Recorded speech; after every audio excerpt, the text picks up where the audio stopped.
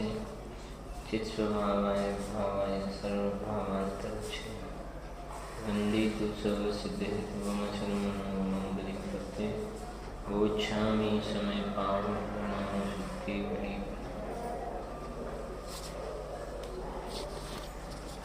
भगवान कुंकुंदाचार्य देव द्वारा रचित समय सार परमागम पुण्य पाप अधिकार गाथा 155 से जीवादिदं श्रद्धान समकित ज्ञान ते ज्ञान छे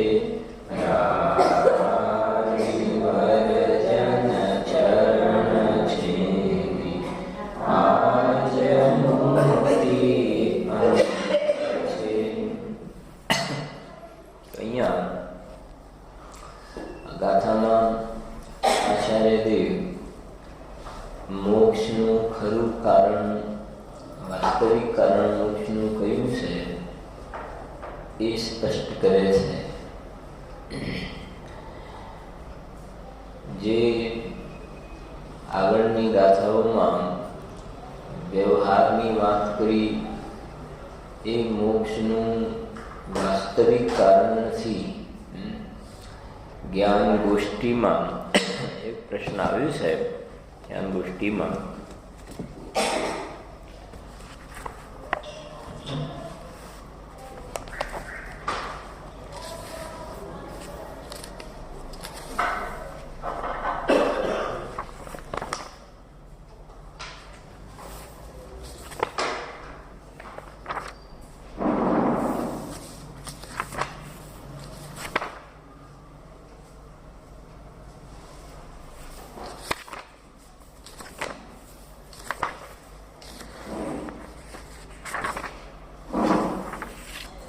ત્યાં પ્રશ્ન છે,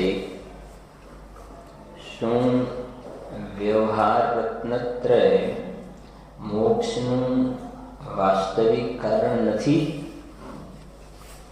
પ્રશ્ન ખ્યાલ આવે છે? શું વ્યવહાર રત્નત્રય મોક્ષનું વાસ્તવિક કારણ નથી? વાસ્તવિક એટલે ખરેખર કારણ નથી। ખ્યાલ આવે? આપણી જે ગાથા છે ને એના જોડતો પ્રશ્ન છે। કેમ કે આપણી જે ગાથા છે એની અંદર મોક્ષનું વાસ્તવિક કારણ બતાવી રહ્યા છે આચાર્ય, નિશ્ચય કારણ। અને આગળ ઉપરની ગાથાઓમાં જે વાત કરી એ બધી વ્યવહારની વાત કરી। એટલે પ્રશ્ન એ છે કે તમે વ્યવહાર જે છે એ વ્યવહારને મોક્ષનું કારણ તો કહો છો। વ્રતાદિના પરિણામ છે, ભગવાનની પૂજા ભક્તિના દેવ શાસ્ત્ર ગુરુના શ્રદ્ધાના પરિણામને તમે મોક્ષ માર્ગ તો કહો છો, પણ એને તમે વ્યવહારથી મોક્ષ માર્ગ કહો છો। એટલું તો જાણે તમે અમારું માન્યું, પણ અમારો એનાથી વધીને એક પ્રશ્ન આગળ છે કે એ દેવ શાસ્ત્ર ગુરુની શ્રદ્ધાના પરિણામ, સ્વાધ્યાયના પરિણામ, વ્રતાદિના પરિણામ એને મોક્ષનું વાસ્તવિક કારણ તમે કેમ નથી માનતા? પ્રશ્ન ખ્યાલ આવે છે ને? શા માટે તમે મોક્ષનું વાસ્તવિક કારણ માનતા નથી? તો ઉત્તર છે, સાંભળો જરા। જ્ઞાન ગોષ્ઠીમાં જે મોક્ષનું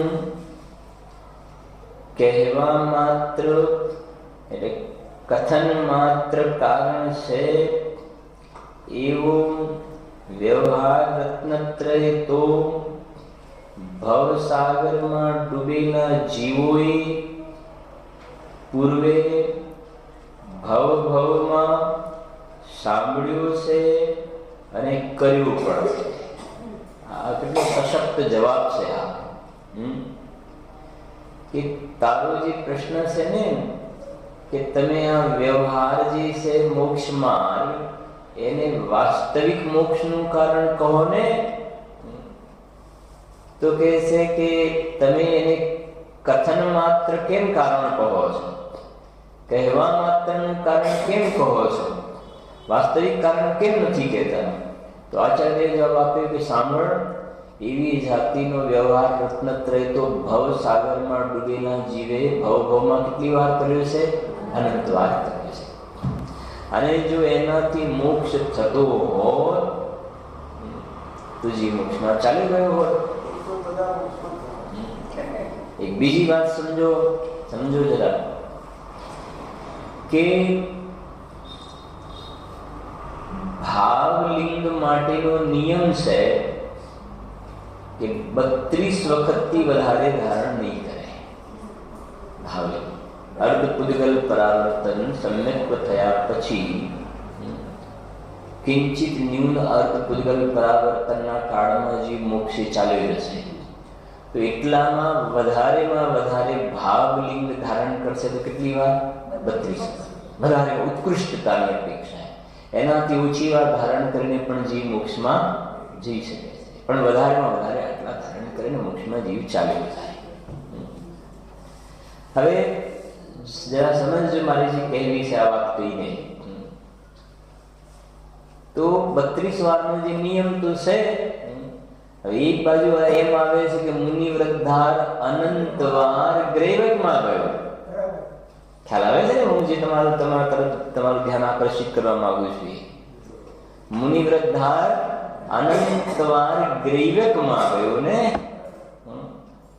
અનંત વાર મુનિ વૃદ્ધાર ગ્રેવકમાં ગયો તો પછી 32 વાર ને અનંત વાર પછી શું કરીશું પછી? એટલે જે અનંત વાર ગયો ને ગ્રેવકમાં, એ ભાવલિંગ નહીં સમજવું. ત્યાં ભાવલિંગ નહીં સમજવું. રશ્મિભાઈ સમજણ પડે છે ને? હવે ભાવલિંગ નહીં સમજ. ત્યાં આત્માના જ્ઞાન વગરના, આત્માનુભૂતિ વિના દેવ શાસ્ત્ર ગુરુની શ્રદ્ધા, સાત તત્વની શ્રદ્ધા, મહાવ્રતાદિનું પાલન, 28 મૂળ ગુણનું પાલન, એ બધું ખરું પણ સ્વાનુભવ વિનાની વાત છે.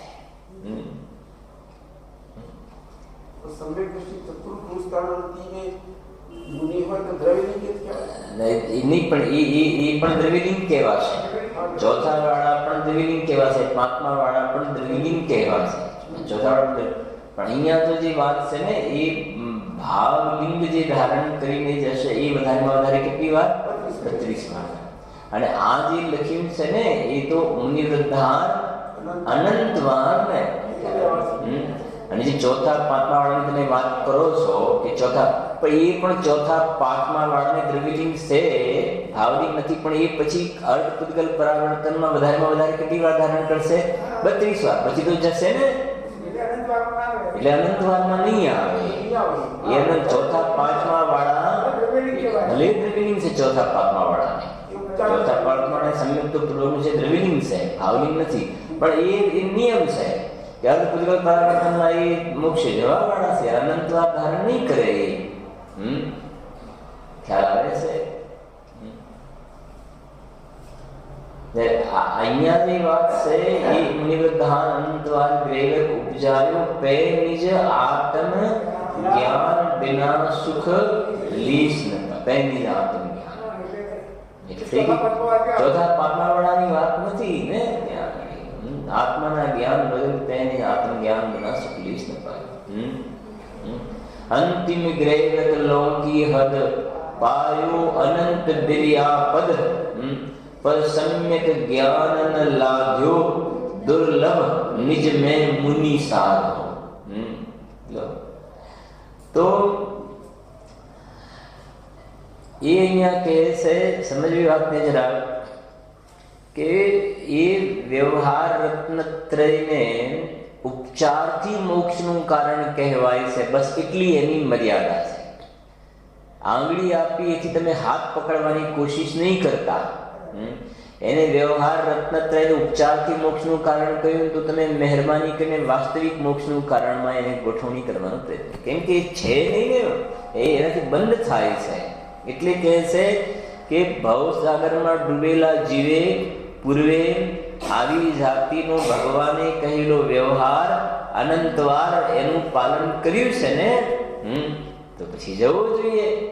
એટલે નક્કી થાય છે કે એ મોક્ષનું વાસ્તવિક કારણ નથી. એના પર ઉપચારની વાત છે. જે પાપના પરિણામ છે એના પર તો ઉપચાર પણ લાગુ પડતો નથી. જો નિશ્ચય હોય તો વ્યવહારની એનો લાગુ પડે. અનિશ્ચય છે તો એનો વ્યવહાર કેવાશે, બાકી તો એ વ્યવહારાભાસના શ્રેણીમાં જશે. અને વ્યવહારાભાસને પણ કોઈ કોઈ જગ્યાએ વ્યવહાર પણ કહ્યો છે, પણ એ બધું સમજવા જેવું છે. બસ એટલી વાત. અહીંયા કહે છે ભવસાગરમાં ડૂબેલા જો જે મોક્ષનું કહેવા માત્ર એટલે કથન માત્ર કારણ છે એવો વ્યવહાર રત્નત્રય તો ભવસાગરમાં ડૂબેલા જીવોએ પૂર્વે ભવમાં સાંભળ્યું પણ છે અને કર્યું પણ છે. દયા દાન ભક્તિ વ્રત તપ આદિ શુભરાગનો વ્યવહાર તો ભવસાગરમાં ડૂબેલા જીવોએ અનંતવાર સાંભળ્યું છે ને આચર્યું પણ છે. પણ તે વ્યવહાર રત્નત્રય કાંઈ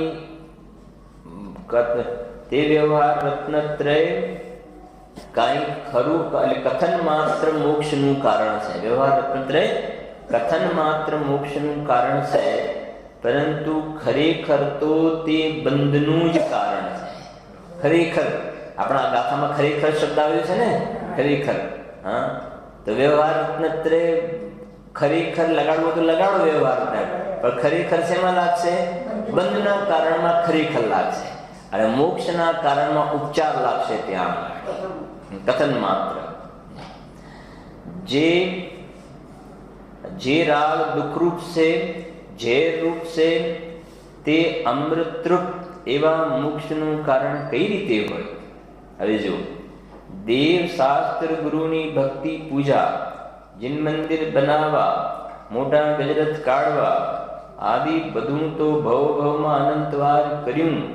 શાસ્ત્રનું 11 અંગનું જ્ઞાન આવ્યું, નવ તત્વની ભેદરૂપ શ્રદ્ધા અને વ્રત તપ આદિનું આચરણ પૂર્વે અનંતવાર સાંભળ્યું છે અને આચર્યું પણ છે.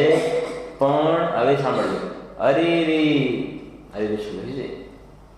નિયમ સારનો આધાર છે, મોટે ભાગે હું સમજુ છું. પણ અરે રે ખેદ છે કે જે સર્વથા એક જ્ઞાન સ્વરૂપ છે એવા પરમાત્મ તત્વને જીવે કદી સાંભળ્યું નથી ને આચર્યું નથી. કે જેને અહીંયા ગાડી જીવાદિના શ્રદ્ધાન સ્વાભાવિક જ્ઞાનનું પરિણામ એને સમ્યક દર્શન કહ્યું છે. એને આત્માનું જે જ્ઞાન થવું જોઈએ એ એને નથી. અને બાકી જે કહેવાય ને એકડા વગરના મીંડા જેવી એની સ્થિતિ છે. ખ્યાલ આવે છે? તો જુઓ હવે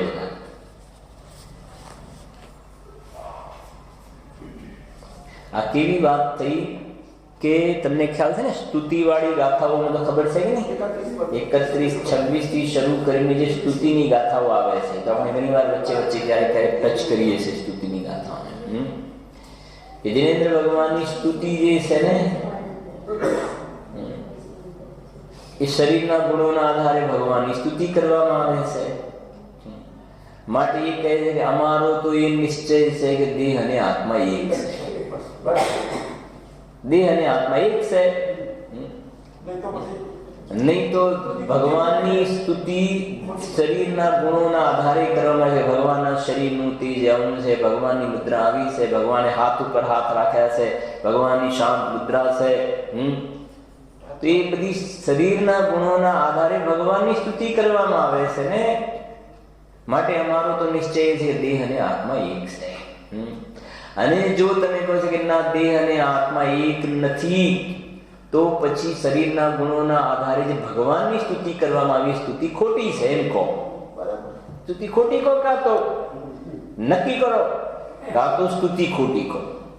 કાં તો પછી દેહ અને આત્મા એક કહો. આ પછી જાતે ને જાતે પાછો શિષ્ય એમ કહે છે કે અને સ્તુતિ જે શરીરના ગુણોના આધારે જે સ્તુતિ કરી છે તો જ્ઞાની પુરુષોએ કરી છે. એટલે સ્તુતિ તો ખોટી હોય નહીં, કેમ કે જ્ઞાની પુરુષોએ કરી છે, આચાર્યોએ સ્તુતિ કરી છે, સ્તુતિ તો ખોટી હોય નહીં. માટે અમારો નિર્ણય પાકો એ છે કે દેહ અને આત્મા કેવા છે? એક છે. આપણે ગુજરાતી ભાષા કે મનમાં પરણ્યો ને મનમાં રાંડ્યો, એવી એની સ્થિતિ છે. જાતે ને જાતે નક્કી કરી લીધું કે સ્તુતિ તો જ્ઞાનીઓએ કરી છે અને જ્ઞાનીઓએ શરીરના આધારે દેહની સ્તુતિ કરી, દેહ આત્માની સ્તુતિ કરી છે, માટે દેહ અને આત્મા એક છે. ત્યારે આચાર્યને કહેવું પડ્યું કે તું નય વિભાગને જાણતો નથી. આ એક સીધી લાઈન શું લખી? તું નય વિભાગને જાણતો નથી. કે દેહ અને આત્માને એક કહેવાની જે નિરૂપણ કરવામાં આવે છે વ્યવહારનું નિરૂપણ છે. તો શરીરના ગુણોના આધારે જે ભગવાનની સ્તુતિ કરવામાં આવે છે ને, એ સ્તુતિ તું જે કહે છે ને કે તને એને ખોટી નહીં કહી શકો, તો શરીર અને ગુણોના આધારે ભગવાનની સ્તુતિ કરવા અમે પણ કહીએ છીએ કે સ્તુતિ ખોટી નથી. સ્તુતિ ખોટી નથી, સાચી છે, પણ એ પણ પૂરું સાંભળ કે એ સ્તુતિ વ્યવહારથી સાચી છે. સમજણ પડે છે? વ્યવહારથી સાચી છે. કુદેવાદીની સ્તુતિ ના નિશ્ચયથી સાચી છે, ના વ્યવહારથી સાચી છે. આંતરો મેં એટલા માટે ઉભો કર્યો આ સાથે, કુદેવાદી એટલા માટે લીધા કે અર્હંત દેવાદીની સ્તુતિ છે એ શરીરના ગુણોના આધારે ક્રમે સાચી છે, પણ એ વ્યવહારથી સાચી છે. પછી લખ્યું ત્યાં નાટક સમય સામે બધા છે, નિયત દ્રષ્ટિ મિથ્યા થુતિ સોઈ. ફરી નિયત દ્રષ્ટિ એ નિશ્ચયની દ્રષ્ટિથી જોવામાં આવે તો મિથ્યા સ્તુતિ સોઈ. સોઈ એટલે જે આગળ અમે આ વ્યવહારથી ભગવાનની સ્તુતિને સાચી કહીને વ્યવહાર, એ નિશ્ચયથી જોવામાં આવે તો સ્તુતિ કેવી છે? ખોટી છે. સાચી કહીએ છીએ, ખોટી કહીએ છીએ, કેમ ના પાડીએ છીએ? એ છે ને સાચી છે કે તું કહે છે કે નહીં ખોટી માનશો તો કે નહીં, ક્યાં મેં કહ્યું ખોટી? સાચી છે, વ્યવહારથી સાચી છે, નિશ્ચયથી ખોટી છે. વ્યવહારથી સાચી છે એનો અર્થ એ થયો કે શરીરના ગુણોના આધારે જે ભગવાનની સ્તુતિ કરવામાં આવે છે ને, એ સ્તુતિ વ્યવહાર સ્તુતિ છે. એ પણ નક્કી થઈ ગયું ત્યાં આગળ. અહીંયા પણ એ વાત છે. આ એ પ્રકારે કે તમે દેવશાસ્ત્ર ગુરુની શ્રદ્ધા અને વ્રતાદિના પરિણામને વ્યવહારથી ઉપચારથી મોક્ષનું કારણ તો કહો છો, તો પછી વાસ્તવિક મોક્ષનું કારણ કોને? તો કે ના, વાસ્તવિક દ્રષ્ટિથી જોવામાં આવે તો એ ખરેખર મોક્ષનું કારણ નથી, વ્યવહારથી મોક્ષનું કારણ બને છે. વાસ્તવિક રીતે બંધનું કારણ છે, બંધનું કારણ છે વાસ્તવિક. મોક્ષનું કારણ ખરેખર સમ્યક દર્શન, જ્ઞાન, ચારિત્ર છે. તેમાં સમ્યક દર્શન તો જીવાદી પદાર્થોના શ્રદ્ધા સ્વભાવે જ્ઞાન થવું પરિણમવું તે છે. તો મૂળ ગાથામાં છે ને જીવાદીનું શ્રદ્ધાન સંકિત, તો નીચે અમૃતચંદ્રે અર્થ કર્યો જીવાદી પદાર્થનો શ્રદ્ધાન સંકિત એટલે સમ્યક દર્શન તો જીવાદી પદાર્થોના શ્રદ્ધાન સ્વભાવે જ્ઞાનનું એટલે આત્માનું એ પ્રમાણે જે પરિણમવું એનું નામ સમ્યક દર્શન છે. એટલે કાલે વાત છે ને કે આ વાત નિશ્ચય સમ્યક દર્શનની છે. હવે તમારી પાસે છે તત્વા સૂત્ર જરા કાઢો, એટલે આપણે બધું એને મેળ કરીને ચર્ચા કરીએ થોડી એની.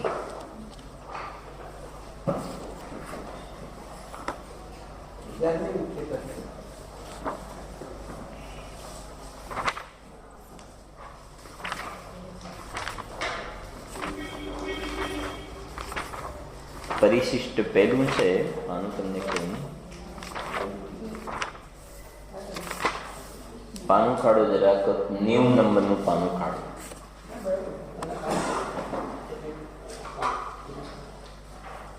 પાનું 90.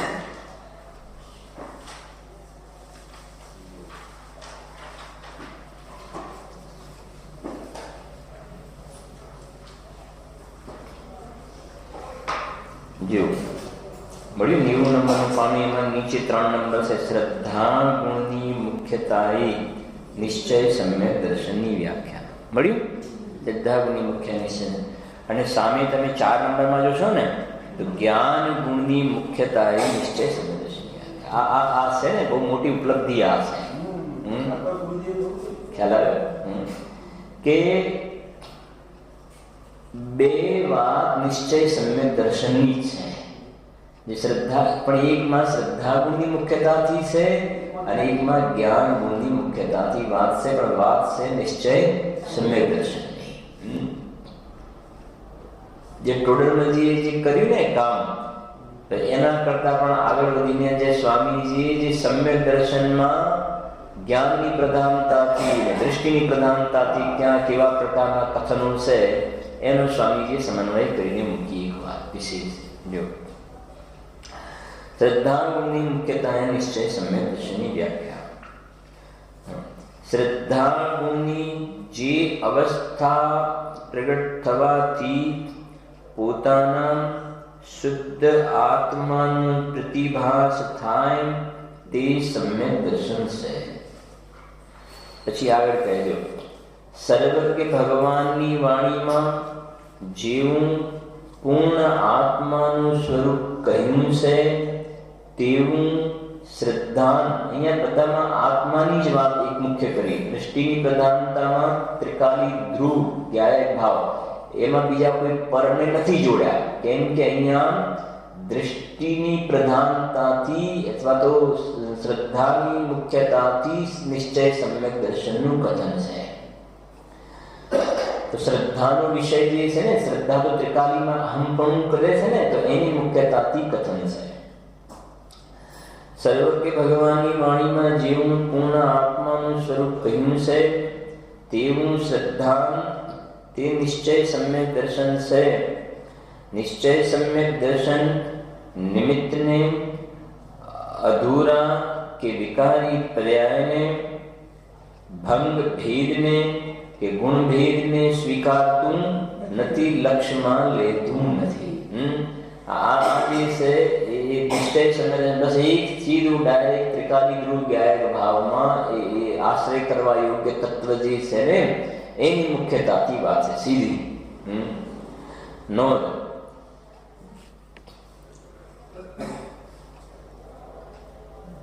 હા એ ઠીક છે, નોટમાં કહેવા દઉં. પછી ત્રીજું સ્વરૂપનું શ્રદ્ધાન. સ્વરૂપનું શ્રદ્ધાન. પછી ચોથું છે આત્મશ્રદ્ધાન. પછી સ્વરૂપની યથાર્થ પ્રતીતિ. પેલું પુરુષાર્થ સિદ્ધિ ઉપાયનો આધાર આપ્યો આત્મશ્રદ્ધાન. પછી સ્વરૂપની યથાર્થ પ્રતીતિ એ મોક્ષમાં પ્રકાશકનો આધાર આપ્યો. પછી પરથી ભિન્ન પોતાના આત્માની શ્રદ્ધા રુચિ એ છડાણાની સમયસાર કળશ છ અને છડાણાનું ત્રીજી ઢાળ પરદ્રવ્ય તે ભિન્ન આપને રુચિ સમ્યક ભલાય. પછી 7 નંબરમાં લખ્યું વિશુદ્ધ જ્ઞાન દર્શન સ્વભાવ સ્વરૂપ નિજ પરમાત્માની રુચિ તે સમ્યક દર્શન એ સમય સારનો આધાર આપ્યો જયસેનદેવની ટીકાનો. પછી શુદ્ધ જીવાસ્તિ કાયની રુચિરૂપ નિશ્ચય સમ્યક્ત્વ એ પણ જયસેનાચાર્ય દેવનો આધાર છે, પંચાસ્તિ કાયનો આધાર. તો આ બધી વાતોમાં જે એક જ્ઞાયક ભાવ જીવ રાજા ભૂતાર્થ તત્વ જેને કહેવામાં આવે એની મુખ્યતાથી આ સમ્યક દર્શનની વાત કરી નિશ્ચય. હવે વાત છે જ્ઞાન ગુણની મુખ્યતાથી નિશ્ચય સમ્યક દર્શનની વ્યાખ્યા. આ થોડું વધારે સમજીશું આપણે. જ્ઞાન ગુણની મુખ્યતાથી નિશ્ચય તો શું કહે છે? જો વિપરીત અભિનિવેશ રહિત જીવાદી તત્વા શ્રદ્ધાન તે સમ્યક દર્શનનું લક્ષણ છે. મોક્ષ માર્ગ પ્રકાશકનો આધાર અને બીજો કોનો આધાર છે? પુરુષાર્થ સિદ્ધિ ઉપાયનો આધાર. આ વ્યાખ્યા પ્રમાણ દ્રષ્ટિએ છે. તેમાં નાસ્તિ અસ્તિ બંને પડખા બતાવ્યા છે. પછી આગળ કહે છે કે જીવાદિનું શ્રદ્ધાન સમ્યક્ત્વ છે, એટલે કે જીવાદિ પદાર્થોના યથાર્થ શ્રદ્ધાન સ્વરૂપે આત્માનું પરિણમન તે સમ્યક્ત્વ છે. કૌંસમાં શું લખ્યું છે? સમયસાર ગાથા 155 એ આપણી આજે ચાલતી ગાથા છે. હવે જો હવે આપણને વિશેષ આનંદ એટલા માટે થાય ને કે વાર્તાવાળી ગાથા હવે ક્લિયર થશે તમને કે જેને વ્યવહારનો આગ્રહ છે એ જીવો આ 155 નંબરની ગાથામાં જે સમ્યક દર્શનની વાત કરી ત્યારથી જીવાદિ પદાર્થોના શ્રદ્ધાન સ્વભાવે જ્ઞાનનું પરિણમવું એ સમ્યક દર્શન. તો કહે છે કે અમને 7 તત્વની શ્રદ્ધા તો છે, માટે અમને મોક્ષનું ખરું કારણ છે. પણ કહે છે કે ના, તને જે 7 તત્વનો જે ભેદરૂપ વિચારવાળી વાત છે ને એ નિશ્ચય સમ્યક દર્શન નથી. એ નિશ્ચય સમ્યક દર્શન નથી. હવે એક વાત સાંભળી સમજો. સમ્યક આજે 155 ગાથામાં જીવાદિ પદાર્થોના શ્રદ્ધાન સ્વભાવે જ્ઞાનનું પરિણમવું એને જે નિશ્ચય સમ્યક દર્શન કહ્યું એ સમ્યક દર્શનની જ્ઞાનની પ્રધાનતાથી શ્રદ્ધાનું કથન કર્યું. કથન તો પેલામાં પણ આગળ, કેમ કે વાત સમ્યક દર્શનની છે એટલે નિરૂપણ તો કોનું થઈ રહ્યું છે? શ્રદ્ધાનું જ. પણ એકમાં શ્રદ્ધાની મુખ્યતાથી શ્રદ્ધાનું કથન છે અને આમાં જ્ઞાનની મુખ્યતાથી શ્રદ્ધાનું કથન છે. જ્ઞાનની મુખ્યતાથી સમ્યક દર્શનનું કથન છે, જેને જ્ઞાન પ્રધાન શૈલી કહેવામાં આવે છે. જ્ઞાનની પ્રધાનતાથી સમ્યક દર્શનનું કથન. એટલે આ કોઈ વ્યવહાર સમ્યક દર્શનની વાત નથી. હવે જો જેને ત્રિકાલી ધ્રુવ જ્ઞાયન ભાવની અનુભૂતિ થઈ એ નિશ્ચય સમ્યક દર્શન થયું ને. જેને સમયસાની 11મી ગાથામાં ભૂતાર્થના આશ્રય સમ્યક દર્શન થાય છે, તો અથવા તો છડરમાં પરદ્રવ્ય તે ભિન્ન આપમે રુચિ. એ સમ્યક દ્રષ્ટિ જીવ એનો ઉપયોગ જ્યારે બહાર આવે અને એ જીવ 7 તત્વનો જ્યારે ભેદરૂપ વિચાર કરે છે કે આશ્રમનું સ્વરૂપ આવું છે, બંધનું સ્વરૂપ આવું છે, સંવરનું સ્વરૂપ આવું છે, જીવનું સ્વરૂપ આવું છે, મોક્ષનું સ્વરૂપ આવું છે, એમ 7 તત્વનો સમ્યક દૃષ્ટિ જીવ જ્યારે ભેદરૂપ આ પ્રમાણે વિચાર કરે છે તો એના ભેદરૂપ વિચારને વ્યવહાર સમ્યક દર્શન કહેવામાં આવે છે. એને એ ભેદરૂપ વિચારને વ્યવહાર સમ્યક દર્શન કહેવામાં આવે. અને 155 નંબરની ગાથામાં એ કોઈ ભેદરૂપ 7 તત્વના ભેદરૂપ વિચારની વાત અહીંયા આપનું ભેદરૂપ વિચાર વાળી વાત નથી. હવે સામે એનાથી આગળ આ તો સમ્યક દ્રષ્ટિ જીવ 7 તત્વનો જે ભેદરૂપ વિચાર કરે છે એને વ્યવહાર સમ્યક દર્શન કહ્યું. અને કાલે કહ્યું ને વ્યવહાર સમ્યક દર્શન કોઈ શ્રદ્ધાઓની પર્યાય જ નથી. અને અહીંયા જે વાત કરી રહ્યા છે ને એ વાત તો છે શ્રદ્ધાની, પણ એની પરિચય કોણ આપી રહ્યું છે? જ્ઞાન તરફથી શ્રદ્ધાનું કથન કરવામાં આવી રહ્યું છે. જ્યારે પેલી વાત છે ભેદરૂપ વિચારવાળી વાત, એ તો શ્રદ્ધાઓની પર્યાય છે, એ તો રાગ મિશ્રિત જ્ઞાન છે ને, વિકલ્પ સહિતનું જ્ઞાન છે ત્યાં તો.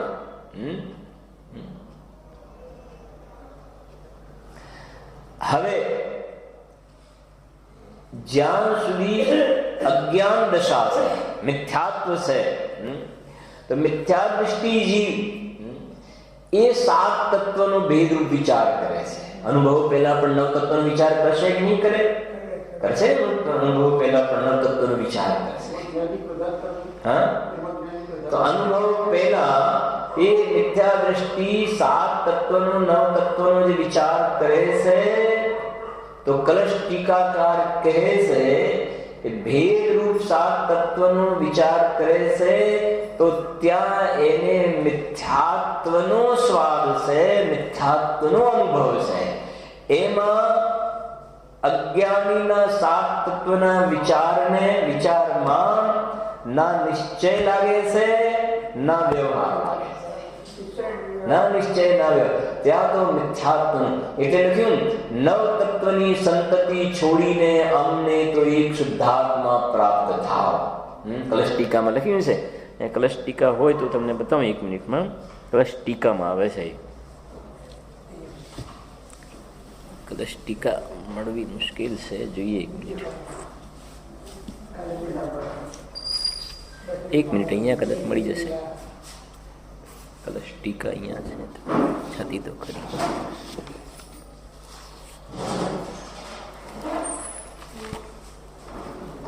મળી જો એમાં ખ્યાલથી છઠ્ઠો કે સાતમો પડસ છે. સાતમો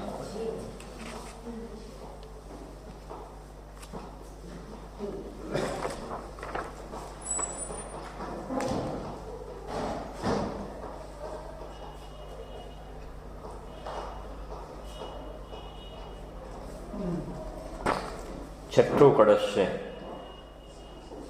છઠ્ઠો કળશ છે, પાનું નંબર 7 છે. પાનું નંબર 7 એમાં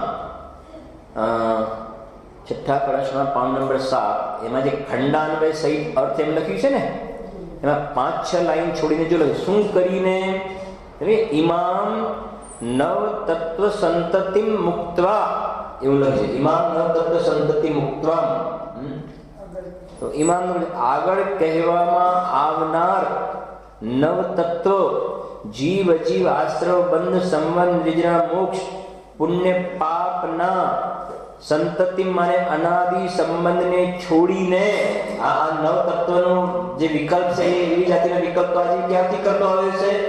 અનાદિકાળથી અનંતકાળ કર્યું છે. છોડીને કે ભાવાર્થાંશ છે, દેખો સંસાર અવસ્થામાં જીવ દ્રવ્ય નવ તત્વ રૂપ પરિણમ્યું છે, તે તો વિભાગ પરિણતિ છે. સંસાર દશામાં જીવ દ્રવ્ય નવ તત્વ રૂપ પરિણમ્યું છે. હવે કોઈને પ્રશ્ન, સંસાર દશામાં જીવ દ્રવ્ય નવ તત્વ રૂપ પરિણમ્યું વિભાગ, તો જીવ દ્રવ્ય મોક્ષ તત્વ રૂપ પણ પરિણમ્યું છે. એટલે અહીંયા એ જાતિનો વિકલ્પ પરિણમ્યું છે. કોઈ એ રીતે મોક્ષ રૂપે પરિણમ્યું છે એવું નહીં. અહીંયા જો સંસાર અવસ્થામાં જીવ દ્રવ્ય નવ તત્વ રૂપ પરિણમ્યું છે, તે તો વિભાવ પરિણતિ છે. હવેની લાઈનમાં તમને બતાવી છે. તેથી નવ તત્વ રૂપ વસ્તુનો અનુભવ મિથ્યાત્વ છે. લખી છે કે નહીં? નવ તત્વ રૂપ વસ્તુનો અનુભવ શું છે? મિથ્યાત્વ. અને સાંભળો, અને દોલતરામજીએ, હવે એક તમને ગોઠવણી કરીને બતાવો.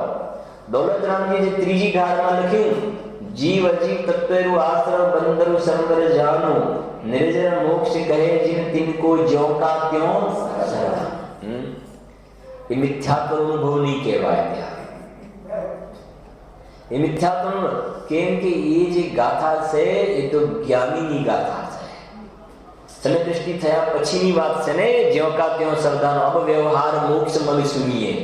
એટલે એ જે ગાથા છે, છંદ છે, એ તો સમ્યક દ્રષ્ટન પૂર્વકનો જે વાત છે એ છે. હા, એટલે આ કલશ ટીકામાં, છઠ્ઠા કલશ ટીકામાં જે નવ તત્વનો ભેદરૂપ અનુભવ મિથ્યાત્વ કહ્યો, તો એ તો મિથ્યાત્વ વાળો રાગ છે. અને જે છડામાં નવ તત્વનો ભેદરૂપ અનુભવ, સાત તત્વનો ભેદરૂપ વિચાર, એને જે સમ્યક કહ્યું, એ માત્ર રાગનો સ્વાદ છે. મિથ્યાત્વનો સ્વાદ નથી. ત્યાં ખાલી રાગનો સ્વાદ છે, ખાલી રાગનો. અને આ કલશ ટીકામાં કહ્યું છે એ મિથ્યાત્વનો અનુભવ છે, પેલો માત્ર રાગનો અનુભવ છે. અને 155 નંબરની જે ગાથામાં કહ્યું છે એમાં ના મિથ્યાત્વનો સ્વાદ છે ન રાગનો સ્વાદ છે, ત્યાં તો જ્ઞાનનું ભવન. એટલે ત્યાં જે વાત છે એ તો અતિન્દ્રિય આનંદ, સુખ, શાંતિ, વિતરાગ, સમ્યક દર્શનની વાત છે. કયું સમ્યક દર્શન? વિતરાગ સમ્યક દર્શનની વાત છે. આ કોઈ વ્યવહાર સમ્યક દર્શનની વાત નથી. હવે આટલું બધી કહેવાય ને ક્યાં કઈ અપેક્ષાથી આ ગુરુદેવનો કઈનો ઉપકાર આ છે. બાકી તો ગમે ત્યાં તમે ગોઠવણી કરી દો, ગમે ત્યાંથી ગમે ત્યાં જોડશો તો ગડબડ થઈ જશે ને. હું એટલા માટે વારંવાર તમારું ધ્યાન આના તરફ લઈ જાઉં છું કે આમ તો નહીં તો સીધો 155 ગાથાની આપતો જીવાદિના શ્રદ્ધાંશો બેઠે 7 તત્વના ભેદરૂપ વિચાર કરો. જીવાદિ એ જ્ઞાન પરિણામ સમય દર્શન છે, બરાબર છે કે હા આપણે 7 તત્વ બરાબર છે. અરે અજ્ઞાનની વાત તો દૂર રહો, પણ જ્ઞાનીને પણ 9 તત્વનો ભેદરૂપ વિચાર છે એની પણ આ વાત નથી. આ એની પણ વાત નથી. એ 9 તત્વનો ભેદરૂપ સમજો. એ સમ્ય દૃષ્ટિ જીવ 9 તત્વનો ભેદરૂપ વિચાર કરી રહ્યો છે એ વખતે પણ એને આ સમ્યક્ત્વ વર્તી રહ્યું છે. કેમ કે એવું નથી હોતું કે નિશ્ચય સમ્યક્ત્વ ઉપયોગ અંદરમાં હોય એ વખતે હોય અને ઉપયોગ બહાર હોય એ વખતે નિશ્ચય સમ્યક્ત્વ ના હોય, એવું નથી હોતું. ખ્યાલ આવે છે? તો છડાળાનું જે સમ્યક્ત્વ કહ્યું ભેદરૂપ વિચાર વાળું, એ જ વખતે 155 ગાથા વાળું સમ્યક્ત્વ પણ એને છે. હવે છડાળા વાળી વાત છે તેનો ઉપયોગ બહાર આવે એ વખતની વાત છે. ઉપયોગ બહાર આવે એ વખતે પણ એ વખતે એને જીવાદિ પદાર્થોના શ્રદ્ધાંત સ્વભાવે જ્ઞાનનું પરિણમવું છે કે નહીં? નિશ્ચય સમ્યક્ત્વ છે કે નહીં? છે.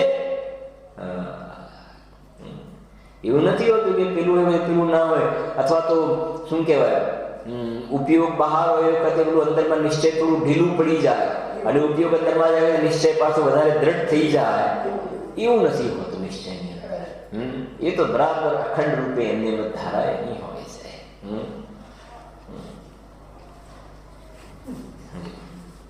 એવું બને કે આપણે આમ બેસીને આપણું જે નામ છે ને એને આમ બરાબર યાદ કરીએ એ વખતે આપણા નામમાં અહમપણું છે વધી જાય, અને આપણે ધંધો વ્યાપાર કરતા વખતે આપણા નામમાં અહમપણું ઘટી જાય.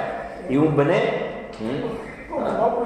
ઊંઘમાં પણ બોલાવે તો પણ એ વખતે પણ હું તો એ જે છે બહાર અંદર સાથે એને કોઈ સંબંધ નથી ને. એ તો બિલકુલ શ્રદ્ધા બરાબર પડેલી છે. એમ સમ્ય દૃષ્ટિ જીવનો ઉપયોગ બહાર હોય એ વખતે પણ હું તો એક અખંડ ગાયક માત્ર છું એવી શ્રદ્ધા એને બરાબર અતૂટ રૂપે અખંડ રૂપે પડેલી છે.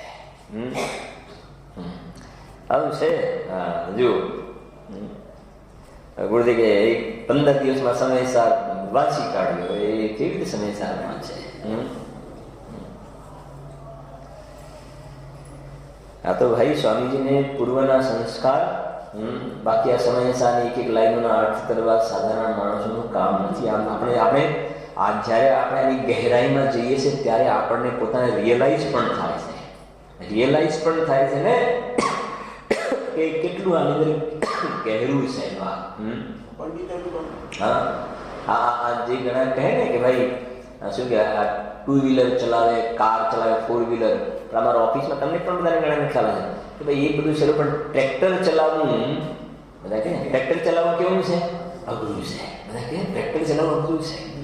કે ભલા માણસ ગાડી તો 10-15 લાખની આવે, ટ્રેક્ટર તો 2-4 લાખનું આવે. સમજો ભાઈ 7-7 લાખનું આવે, પણ 20 લાખ 25 લાખની કાર ચલાવવી સહેલી છે, પણ 10 લાખનું ટ્રેક્ટર ચલાવવું અઘરું છે.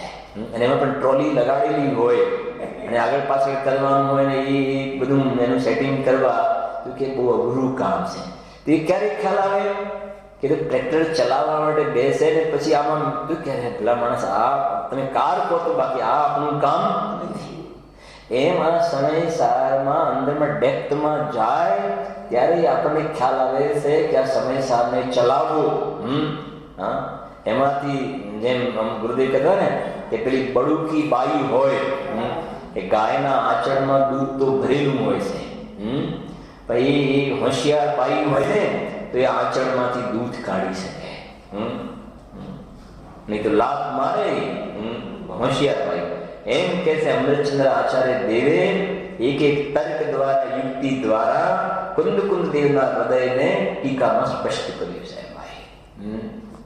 એટલે લખ્યું અમૃતચંદ્ર આચાર્ય દેવે સાથિયા બોલ્યા છે સમય સાથમાં. કુંદ કુંદ રચ્યું શાસ્ત્ર સાથિયા અમૃતચંદ્રે બોલ્યા છે. એટલે સ્વામી વારે ઘડી કહેલા કે પંચમ કાળમાં અમૃતચંદ્ર આચાર્ય દેવે અમૃત લીલા કર્યા છે. જુઓ તો એક તો જ્ઞાન ભૂમિ મુખ્યતા વાળા યાદ રાખવા, એક તો નિશ્ચય સમ્યક દર્શન વાળી, એક તો વિપરીત અભિનિવેશ રહિત જીવાદિ તત્વ શ્રદ્ધા દેશમ, જે મોક્ષમાં પ્રકાશકનો 7મો અધિકાર છે ને, એમાં જે તત્વ શ્રદ્ધાનમ સમ્યક દર્શન, જે તત્વાસૂત્રમાં સૂત્ર છે, તત્વાસૂત્ર, અને એને ટોળેમાં જે આગળ જતા વિપરીત અભિપ્રાય રહિત એ પણ લખ્યું. તો એ બધા નિશ્ચય સમ્યક દર્શન ના છે. અને આમાં હશે આગળ આવશે. ઠીક છે, જોઈએ છે આપણે 155 વાળી વાત થઈ. પછી જો નીચે ભૂતાર્થે જાણેલા પદાર્થોમાંથી શુદ્ધાત્માના જુદાપણાનું સમ્યક અવલોકન. તો એક આધાર કઈ ગાથા છે? 226 નંબરની ગાથા. એમાં જયસેન આચાર્ય દેવની ટીકામાં લખ્યું ભૂતાર્થે જાણેલા પદાર્થોમાંથી શુદ્ધાત્માના જુદાપણાનું સમ્યક અવલોકન. તો બધા પદાર્થો લખ્યા ને, પછી એમાંથી શુદ્ધાત્માનું અવલોકન. એ બધામાં એક શુદ્ધાત્માને જોવો એમ. જો આગળ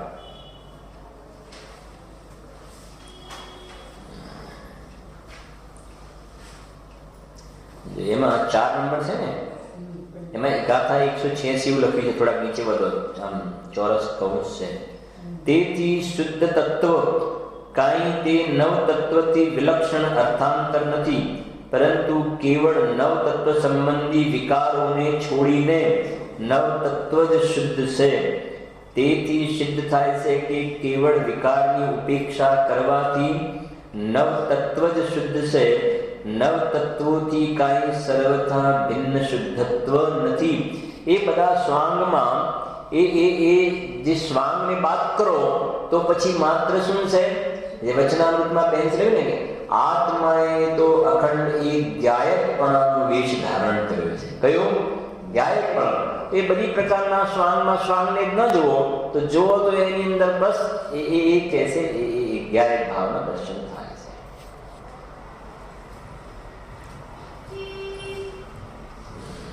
પછી એમાં તમે નીચે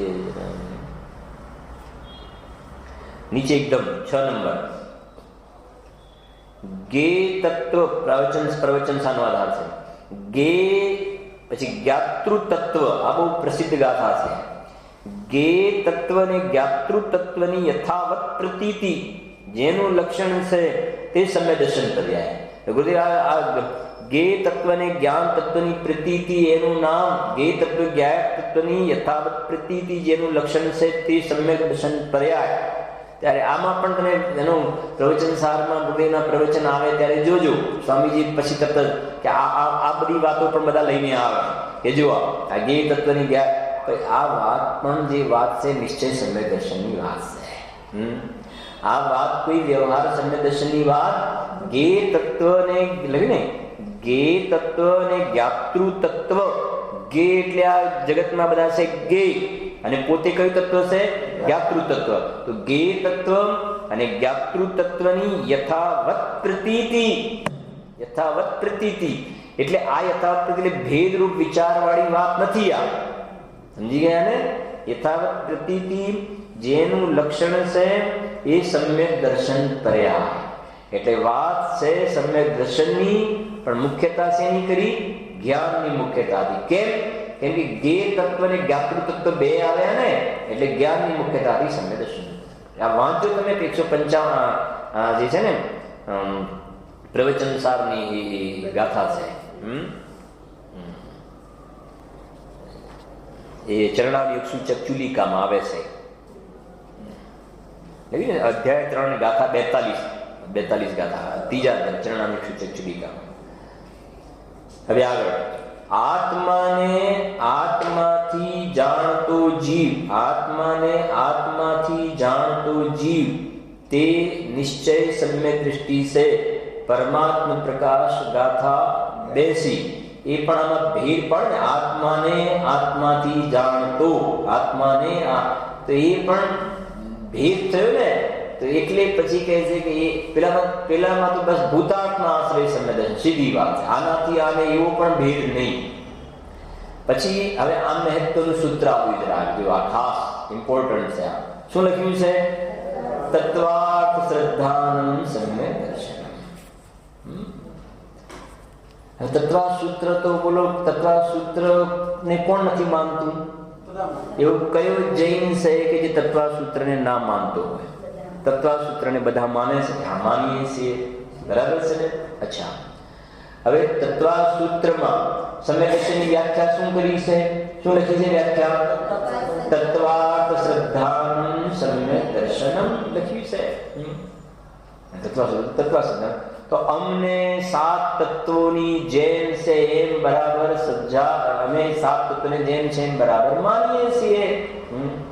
અને લખ્યું છે ઉમા સ્વામીએ કે તત્વા શ્રદ્ધાનમ સમ્યક દર્શનમ, 7 તત્વને જેમ છે એમ અમે બરાબર માનીએ છીએ.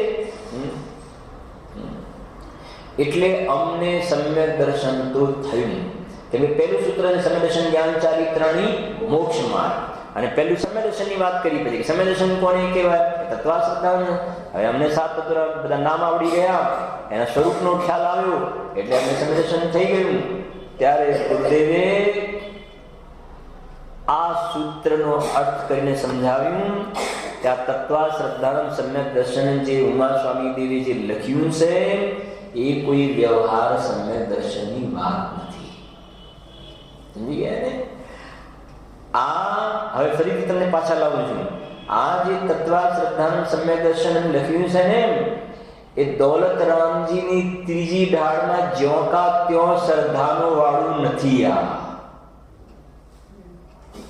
ના પડો ખ્યાલ આવે ને? દોલતરામજી ત્રીજી ઢાળમાં જે લખ્યું છે ને, જીવ અજી તત્વ આશ્રય બંદર સમર જાણો નિર્જર મોક્ષ કહે જી તિનકો જ્યો કા ત્યો શ્રદ્ધાનો, આ એ નથી.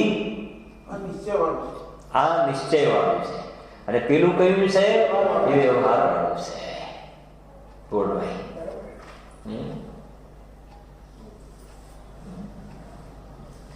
કે એને તત્વ આ જો તમે એમ કહેશો નહીં આ તો બરાબર છે કે અમને થઈ ગયું,